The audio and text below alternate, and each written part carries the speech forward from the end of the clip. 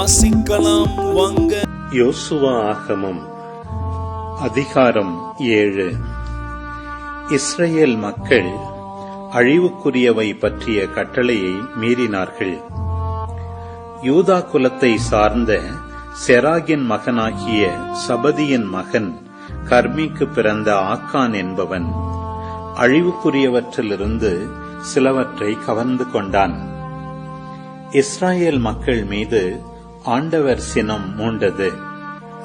பெத்தேலுக்கு கிழக்கே பெத்தாவியனுக்கு அருகில் இருந்த ஆயி என்னும் நகருக்கு எரிகோவிலிருந்து யோசுவா ஆள்களை அனுப்பினார். அவர்களிடம் சென்று நாட்டை உளவறிந்து வாருங்கள் என்றார். அவர்கள் சென்று ஆயி நகரை உளவறிந்தார்கள். அவர்கள் திரும்பி வந்து யோசுவாவிடம், மக்கள் எல்லாரையும் அனுப்ப வேண்டாம், 2000 அல்லது 3000 பேர் சென்று ஆயி நகரை தாக்கட்டும். மக்கள் எல்லாரும் அங்கு சென்று களைப்படைய வேண்டாம், ஏனெனில் அங்குள்ளவர்கள் சிலரே என்றனர். அவ்வாறே மக்களிலிருந்து 3000 பேர் சென்றனர். ஆனாலும் அவர்கள் ஆயி நகரின் ஆள்களுக்கு முன் தோற்று ஓடினார்கள். ஆயி நகரின் ஆள்கள் நகரின் வாயிலிலிருந்து செபாரிம் வரை அவர்களை துரத்திச் சென்று மலைச்சரிவில் அவர்களில் 36 பேரை கொன்றார்கள். எனவே மக்களின் நெஞ்சம் உறுதி இழந்து தண்ணீர் போலானது. யோசுவா தம் ஆடைகளை கிழித்துக் கொள்ள அவரும் அவருடன் இஸ்ரவேலின் முதியோரும் ஆண்டவரின் பேழைக்கு முன் மாலை வரை தரையில் முகம் குப்புற விழுந்து கிடந்தனர். தம் தலை மீது புழுதியை போட்டுக் கொண்டனர். யோசுவா, ஐயோ என் தலைவராகிய ஆண்டவரே, மக்களை எமோரியர் கையில் ஒப்படைத்து அழிப்பதற்காகவா யோர்தானை கடக்குமாறு செய்தீர்? நாங்கள் யோர்தானுக்கு அப்பாலேயே மனநிறைவோடு தங்கியிருந்திருக்க வேண்டும். என் ஆண்டவரே, இஸ்ரவேலர் தங்கள் எதிரிகளின் முன் புறமுதுகிட்டு ஓடிவிட்டார்களே. நான் இப்போது என்ன சொல்வேன்? கனானியரும் நாட்டில் வாழும் அனைவரும் இதை கேட்டு எங்களை சூழ்ந்து கொண்டு எங்கள் பெயரை உலகிலிருந்தே அழித்து விடுவார்களே. அப்போது உமது பெருமைமிக்க பெயரை காக்க என்ன செய்வீர் என்றார். ஆண்டவர் யோசுவாவிடம், எழுந்திரு, ஏன் முகம் குப்புற விழுந்து கிடக்கின்றாய்? இஸ்ரவேலர் பாவம் செய்தனர். நான் அவர்களுடன் செய்த உடன்படிக்கையை மீறிவிட்டனர். அவர்கள் அழிவுக்குரியவற்றிலிருந்து எடுத்துக்கொண்டனர், களவு செய்தனர், வஞ்சித்தனர், அவற்றை தங்கள் பொருள்களுடன் சேர்த்துக் கொண்டனர். ஆகவேதான் இஸ்ரவேல் மக்கள் தங்கள் எதிரிகளின் முன் நிற்க முடியவில்லை, புறமுதுகிட்டு ஓடினர். அவர்கள் அழிவுக்குரியவர்கள். உங்கள் நடுவிலிருந்து அழிவுக்குரியவற்றை நீங்கள் அழிக்காவிடில் நான் இனி உங்களுடன் இருக்க மாட்டேன்.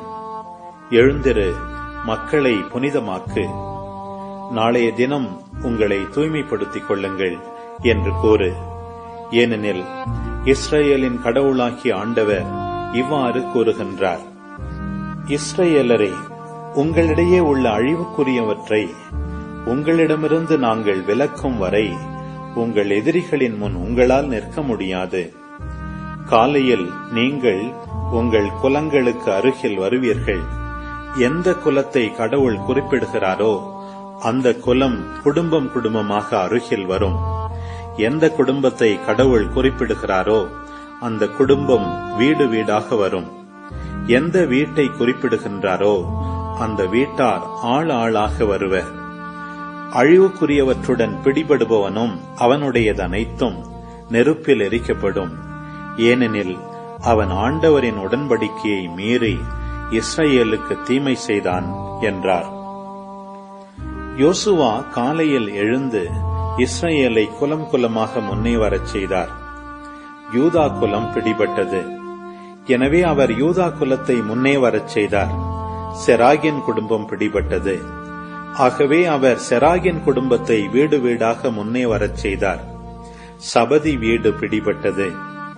அவனது வீட்டாரை ஆள் ஆளாக முன்னே வரச் செய்தார்.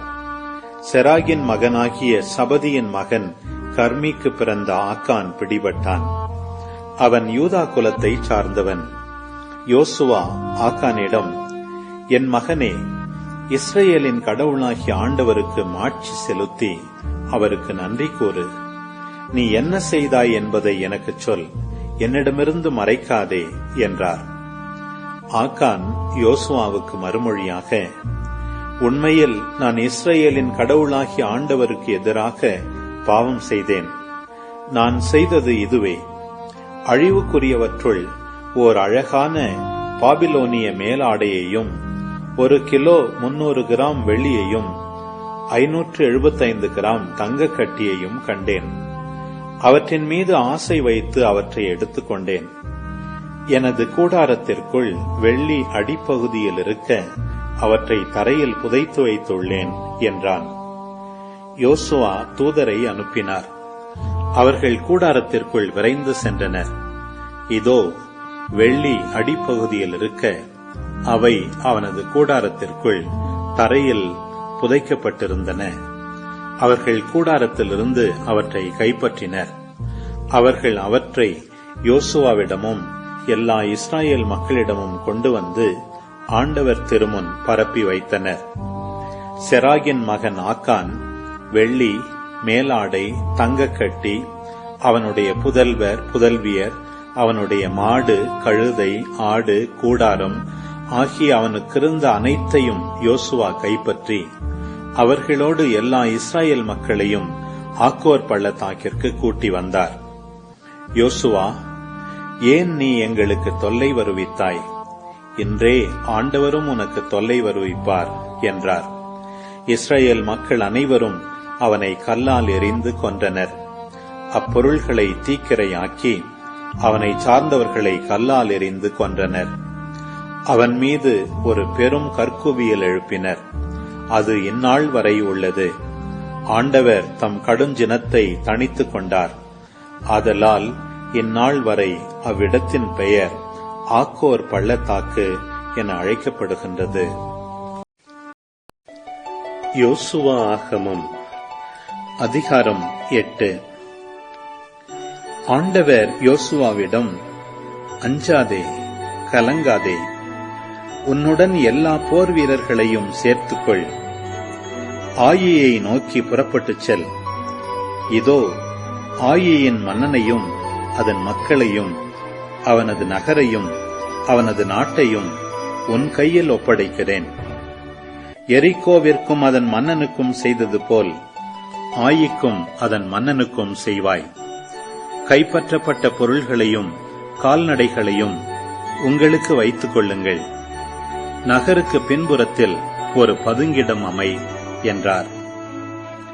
அவ்வாறே யோசுவாவும் எல்லா போர் வீரர்களும் ஆயிக்கு புறப்பட தயாராயினர். யோசுவா 30,000 வலிமை வாய்ந்த போர் வீரர்களை தேர்ந்தெடுத்து அவர்களை இரவில் அனுப்பினார். அவர்களிடம், பாருங்கள், நீங்கள் அந்நகருக்கு பின்புறம் பதுங்கியிருங்கள். நகரிலிருந்து மிகவும் தொலையில் போய்விடாதீர்கள். அனைவரும் தயாராக இருங்கள். நானும் என்னுடன் இருக்கும் மக்கள் எல்லாரும் நகருக்கு அருகில் வருவோம். நம்மை பிடிக்க முன்பு போல் அவர்கள் வெளியே வருவார்கள். அவர்கள் முன் நாங்கள் ஓடுவோம். அவர்கள் எங்கள் பின் வெளியே வருவார்கள். நகரிலிருந்து வெகு தூரம் வரும் வரை அவர்களை கொண்டு வந்து விடுவோம். அவர்கள் முன்பு போல தப்பி ஓடுகின்றார்கள் என்று சொல்லிக் கொள்வார்கள். நாங்கள் அவர்கள் முன் ஓடுவோம். நீங்கள் பதுங்கிடத்திலிருந்து எழுந்து நகரை கைப்பற்றுங்கள். உங்கள் கடவுளாகிய ஆண்டவர் அதை உங்கள் கையில் கொடுப்பார். நீங்கள் நகரை கைப்பற்றியதும் அதை நெருப்பினால் எரியுங்கள். கடவுள் கூறியது போலவே செய்யுங்கள். உங்களுக்கு கட்டளையிடுகிறேன், கவனமாயிருங்கள் என்றார். யோசுவா அவர்களை அனுப்ப அவர்கள் பதுங்கிடத்திற்கு சென்றார்கள். அவர்கள் ஆயிக்கு மேற்காக பெத்தேலுக்கும் ஆயிக்கும் இடையில் பதுங்கிக் கொண்டனர். யோசுவா இரவில் மக்கள் நடுவே தங்கினார். யோசுவா வைகரையில் எழுந்து மக்களை எண்ணினார். அவரும் இஸ்ராயேலின் முதியோரும் மக்களுக்கு முன்னே ஆயிக்கு சென்றனர். அவருடன் இருந்த போர் வீரர்கள் எல்லாரும் புறப்பட்டுச் சென்று அந்நகருக்கு அருகில் வந்தனர். அவர்கள் ஆயிக்கு வடக்கே பாளையம் இறங்கினார்கள். அவர்களுக்கும் ஆயிக்கும் இடையில் ஒரு பள்ளத்தாக்கு இருந்தது. யோசுவா ஏறக்குறைய 5000 பேரை கூட்டிக் கொண்டு சென்று பெத்தேலுக்கும் ஆயிக்கும் இடையில் நகருக்கு கிழக்கே பதுங்கிடத்தில் தங்கச் செய்தார். மக்கள் நகருக்கு வடக்காகவும் பள்ளத்தாக்கிற்கு கிழக்காகவும் இருந்த இடத்தில் பாளையம் இறங்கினார்கள். யோசுவா அவ்விரவை பள்ளத்தாக்கில் கழித்தார். ஆயியின் மன்னன் இதை கண்டதும் அந்நகர மக்கள் காலையில் விரைந்து எழுந்து இஸ்ரவேலுடன் போரிட வெளியே வந்தனர். அவனும் மக்கள் அனைவரும் ஒரு குறிப்பிட்ட இடத்திற்கு அராபாவுக்கு முன் வந்தனர். நகருக்கு பின்புறம் எதிரிகள் பதுங்கியிருந்ததை அவன் அறியவில்லை. யோசுவாவும் எல்லா இஸ்ராயேல் மக்களும் அவர்கள் முன் தோற்றவர்கள் போல் பாலைநிலம் நோக்கி ஓடினார்கள். நகரில் இருந்த மக்கள் எல்லாரும் ஒன்று கூடி அவர்களை துரத்தினர். அவர்கள் யோசுவாவின் பின் ஓட நகரிலிருந்து பிரிக்கப்பட்டனர். இஸ்ரவேலை துரத்தி ஆயி, பெத்தேல் இவற்றிலிருந்து வெளியே வராதவன் எவனும் இல்லை. அனைவரும் நகரை திறந்துவிட்டபடியே வெளியேறி இஸ்ரவேலின் பின்னே ஓடினர். ஆண்டவர் யோசுவாவிடம், உன் கையில் உள்ள ஈட்டியை ஆயியை நோக்கி ஓங்கு, ஏனெனில் அதை உன் கையில் ஒப்படைப்பேன் என்றார். அவ்வாறே யோசுவா தம் கையில் இருந்த ஈட்டியை ஆயியை நோக்கி ஓங்கினார். பதுங்கியிருந்தவர் வேகமாக தம் இடத்திலிருந்து எழுந்தனர். யோசுவா கையை ஓங்கியதும் அவர்கள் வேகமாக ஓடி வந்து நகரினுள் புகுந்து அதை கைப்பற்றி விரைவாக அந்நகரை நெருப்பால் எரித்தனர். ஆயியின் மக்கள் திரும்பி பார்த்தனர். இதோ நகரினின்று எழும்பிய புகை விண்ணை நோக்கி போவதை கண்டனர். எப்பக்கமும் தப்பியோட அவர்களுக்கு வாய்ப்பு இல்லை. பாலைநிலம் நோக்கி ஓடிய இஸ்ரவேல் மக்கள் தங்களை துரத்தியவர் மீது திரும்பி பாய்ந்தனர். பதுங்கியிருந்தவர்கள் நகரை கைப்பற்றியதையும் ஆயியின் புகை மேலே எழும்புவதையும் கண்ட யோசுவாவும் எல்லா இஸ்ரவேல் மக்களும் திரும்பிச் சென்று ஆயி மக்களை தாக்கினர். இந்நேரத்தில் பதுங்கியிருந்தோரும் நகரிலிருந்து வெளியே வந்து அவர்களை தாக்கினர். எனவே இரு பக்கமும் இஸ்ரவேலருக்கு இடையே அவர்கள் சிக்கிக் கொண்டனர். அவர்களுள் ஒருவனும் உயிரோடு தப்பிக்காதபடி அவர்கள் தாக்கப்பட்டனர். இஸ்ரவேலர் ஆயியின் மன்னனை உயிருடன் பிடித்து யோசுவாவிடம் கொண்டு வந்தனர். இஸ்ரவேலர் ஆயி மக்கள் அனைவரையும் பாலை நிலத்தில் துரத்திச் சென்று கொன்றனர். அனைவரையும் வாள்முனையில் அடியோடு அழித்தனர். பின்னர் இஸ்ரவேலர் அனைவரும் ஆயிக்கு திரும்பி அதையும் வாள்முனைக்கு இரையாக்கினர். ஆண்களும் பெண்களுமாக அன்று இறந்தவர் 12,000 பேர். ஆயியின் ஆண்கள் எல்லாருமே அன்று வீழ்ந்தனர். ஆயியின் எல்லா மக்களையும் கொல்லும் வரை யோசுவா ஈட்டியுடன் ஓங்கிய கையை மடக்கவில்லை. யோசுவாவுக்கு ஆண்டவர் கூறியபடியே கால்நடையையும் நகரின் பொருள்களையும் மட்டும் இஸ்ரவேல் மக்கள் கொள்ளை பொருளாக எடுத்துக்கொண்டனர். யோசுவா ஆயியை தீக்கிரையாக்கி அது என்றென்றும் அழிவின் மேடாக இருக்குமாறு செய்தார். அது இன்று வரை அப்படியே உள்ளது. அவர் ஆயி மன்னனை தூக்கிலேற்றினார். கதிரவன் சாய்ந்தவுடன் யோசுவாவின் கட்டளைப்படி அவர்கள் அவன் உடலை தூக்கிலிருந்து இறக்கி நகரின் நுழைவாயிலில் எறிந்தார்கள். அதன் மீது பெரும் கற்குவியலை எழுப்பினர். அது இன்று வரை உள்ளது. இதன் பின் யோசுவா இஸ்ரவேலின் கடவுளாகிய ஆண்டவருக்கு ஏபால் மலையில் ஒரு பீடம் எழுப்பினார். அது ஆண்டவரின் ஊழியராகிய மோசே இஸ்ரவேல் மக்களுக்கு கட்டளையிட்டிருந்தபடி அமைந்தது. மோசேயின் திருச்சட்ட நூலில் எழுதியுள்ளது, இரும்பு கருவிகளை கொண்டு செதுக்காத முழு கற்களால் பீடம் அமைக்கப்பட வேண்டும். அவர்கள் அதன் மீது ஆண்டவருக்கு எரிபலிகளையும் நல்லுறவு பலிகளையும் ஒப்புக் கொடுத்தனர்.